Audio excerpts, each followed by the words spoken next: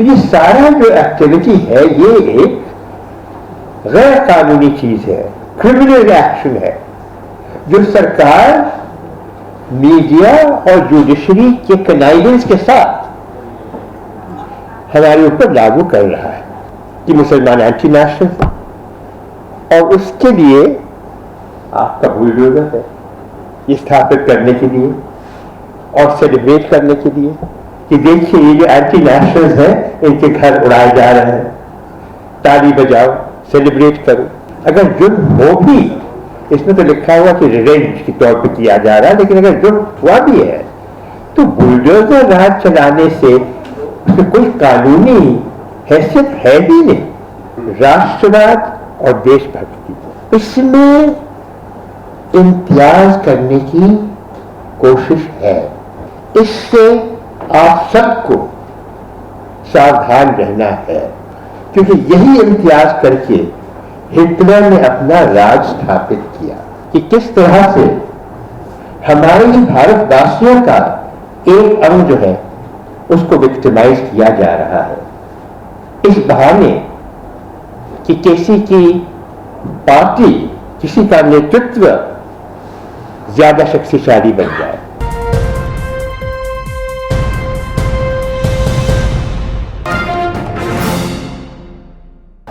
ये आपने ये भाषा सिंह से, हर्ष से, सबसे सुना कि ये बुलडोजर राज जो चल रहा है इसमें कौन कौन से हमारे अंग जो हैं प्रशासन के वे फेल हो रहे हैं। मेरा तो मेरी तो सोच ये है कि सभी फेल हो रहे हैं, इसलिए कि बुलडोजर से सजा देना अगर जुर्म हो भी, इसमें तो लिखा हुआ कि रिवेंज के तौर पे किया जा रहा है, लेकिन अगर जुर्म हुआ भी है तो बुलडोजर राज चलाने से कोई कानूनी हैसियत है भी नहीं। तो ये सारा जो एक्टिविटी है ये एक गैर कानूनी चीज है, क्रिमिनल एक्शन है, जो सरकार मीडिया और जुडिशरी के कनाइवेंस के साथ हमारे ऊपर लागू कर रहा है। किंतु चिंता की बात वे केवल नहीं है मेरे लिए, जो जैसे कहा गया है कि प्रशासन मेरा, और मेरा अंतिम पोस्ट ये आरटीआई का नहीं था, अंतिम पोस्ट सरकार में अल्पसंख्यक आयोग का था जिसमें मैं अध्यक्ष था, और उसमें मैंने बहुत सारी ऐसी चीजें देखी हर्ष जिसके आपने भी जिक्र किया, उसमें मैं डिटेल में नहीं जाऊंगा। किंतु इस प्रकार की चीजें काफी समय से हो रही हैं। दहशत, फिरके वाराना फसाद, ये तो काफी समय से चल रहे हैं, झगड़े। किंतु पहले यह प्रयत्न था कि हमारा नेतृत्व, हमारी सरकार, हमारा प्रशासन यह कोशिश करता था कि अगर ऐसा होता था, और गलतियां तो होती हैं, उनसे भी हुई, किंतु यह समझाने की कोशिश करता था कि हम एक हैं, हम एक दूसरे के साथ ऐसा ना करें, ये भाई भाई का झगड़ा है। अब उसमें एक बहुत फर्क आ गया है, और बहुत गहरा फर्क आ गया है, जिससे मुझे चिंता है, और वो ये है कि हमारे देशवासी जो है, भारतीय देशवासी जो है, एक प्रयत्न किया जा रहा है ये दिखाने के लिए कि कुछ तो वाकई भारतीय है, और उनका एक बड़ा हिस्सा 20% भारतवासी जो है, भारतवासी है ही नहीं, भारतवासी है ही नहीं, और वो साबित करने के लिए ये सारी कार्रवाइयां की जा रही हैं। ये बुलडोजर जैसे इसमें स्पष्ट किया गया है इस रिपोर्ट में, कि मुसलमानों के खिलाफ ही क्यों इस्तेमाल की जा रही है। इसमें लिखा हुआ है और जुल्म हुए हैं, उसी प्रकार के जुल्म हुए हैं, बुलडोजर का प्रयोग नहीं हुआ। ऐसे जुर्म के लिए हमारी यूपी में मेरे ख्याल में सबसे पहले हमारी योगी जी, अब योगी जी हैं तो योगी जी ने ये उचित समझा कि जब सीएए का एजिटेशन हुआ तो जो शरीक हुए इस एजिटेशन को टोटली पीसफुल एजिटेशन, उनके घरों को बुलडोज करना आरंभ कर दिया और उससे एक एक एक एक एक रास्ता शुरू हो गया जो सारे हिंदुस्तान भर में, देश भर में फैला गया है। किंतु उसका टारगेट यही है, ये जो हम जो और एजुकेटेड यंग इंटेलेक्चुअल पीपल समझने की कोशिश कीजिए, एक फर्क निकालने की कोशिश की जा रही है। और इसमें जो शब्द मैं इस्तेमाल करूंगा अंग्रेजी के शब्द है, क्योंकि इसका पूरी तरह से हिंदी का अनुवाद मेरी समझ में नहीं है, लेकिन नेशनलिज्म और पेट्रियटिज्म। नेशनलिज्म को मैं कहूंगा देश पूजा, और पेट्रियटिज्म को मैं कहूंगा देश से प्यार, देश का से मोहब्बत, देश प्रेम या राष्ट्रवाद और देशभक्ति।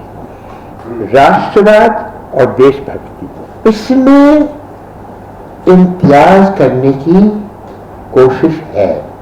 इससे आप सबको सावधान रहना है, क्योंकि यही इम्तियाज करके हिटलर ने अपना राज स्थापित किया। और अभी भाषा जी ने बताया कि यहां भी ये कोशिश है फैसिस्ट स्टेट बनाने के लिए, किंतु इस समय वो तो बहुत लंबी बात है। इस समय, और ये आप सब जानते हैं, इस समय ये खेल खेला जा रहा है केवल वोट हासिल करने के लिए,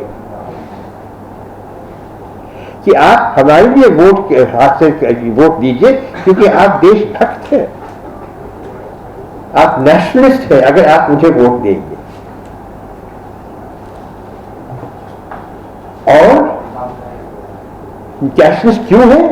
क्योंकि मैं इन मुसलमानों को दबा रहा हूं जो कि एंटी नेशनल। बिल्कुल। तो ये फिर स्थापित भी करना चाहिए कि मुसलमान एंटी नेशनल है, और उसके लिए आपका बुलडोजर है ये स्थापित करने के लिए और सेलिब्रेट करने के लिए कि देखिए ये जो एंटी नेशनल्स हैं इनके घर उड़ाए जा रहे हैं, ताली बजाओ, सेलिब्रेट करो। I hope I have helped explain to you कि ये वजह क्या है।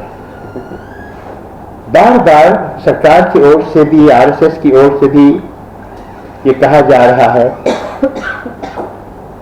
कि चाणक्य की अर्थशास्त्र जो है वो हमारा संविधान है, लेकिन चाणक्य ने स्वयं कहा कि अगर एक शक्तिशाली विरोधी को आपने हराना है तो उसका सबसे सरल तरीका यह है कि जनता को आपस में लड़ा दीजिए। और यहां हम अपनी ही सरकार ने अपने ही साथ ये काम कर रहे हैं। अंग्रेजों ने जरूर किया ये काम और देश का बंटवारा भी कर दिया, लेकिन आज एक सरकार भी खेल खेले हमारे साथ, और हम समझे कि हम इनकी प्रशंसा करके देशभक्त बन जा रहे हैं। देशभक्त आप तभी होंगे जब आप ये प्रयत्न करेंगे कि देश का अंग अंग एक होके खड़ा हो जाए। हमने आपने फर्क क्या है? आपने पाया कुछ खास फर्क? सब कुछ वैसे, जुबान भी वैसे ही, बातचीत भी वैसे ही, कोई फर्क नहीं है। हाँ, लेकिन मैं मुसलमान हूं, आप ज्यादातर शायद हिंदू हैं, इससे फर्क क्या पड़ता है? मैंने क्या आपसे कहा मेरे साथ मस्जिद चलो पढ़ने के लिए नमाज? हम अपना काम करते हैं, आप अपना काम करते हैं। हर्ष ने अभी बताया कि मैं रह चुका हूं लाल बहादुर शास्त्री का निदेशक, Lal Bahadur Shastri national academy administration का निदेशक। जितने भी वहीं सभा से 2000 से 2003 तक अफसर मित्र हैं, वो सब मेरे बच्चे हैं। मैंने उनको कहा भी है और वो भी मुझे कहते हैं कि वो मुझे पिता के तौर पर देखते हैं। सब मेरे बच्चे हैं। अब इसमें क्या फर्क पड़ता है कि कौन सिख है, कौन हिंदू है, कौन मुस्लिम है? बच्चे तो मेरे हैं और मैं उनका पिता। तो यही भारत है, भारतवर्ष ही यही है। तो आपसे पहले तो मैं आपको बधाई देता हूं कि आपने ऐसी रिपोर्ट निकाली। तो आपका काम बनता है कि इस प्रकार के रिपोर्ट जो है लोगों के पास हर घर में पहुंचाएं, ताकि लोग समझ पाए कि साजिश है क्या, कि किस तरह से हमारे ही भारतवासियों का एक अंग जो है उसको विक्टिमाइज किया जा रहा है, इस बहाने कि किसी की पार्टी, किसी का नेतृत्व ज्यादा शक्तिशाली बन जाए। क्या किसी को राज करना राज्य में या देश में भी इससे ज्यादा महत्वपूर्ण है कि देश एकजुट बन के रहे? मेरे विचार में नहीं। तो ये जो सारी चीजें हैं, इनको मैं कहूंगा एंटी नेशनल। और वो जैसे आप अगर देश प्रेमी है तो आपका एक कर्तव्य बनता है कि आप इस प्रकार की साजिश को नाकाम करवाएं।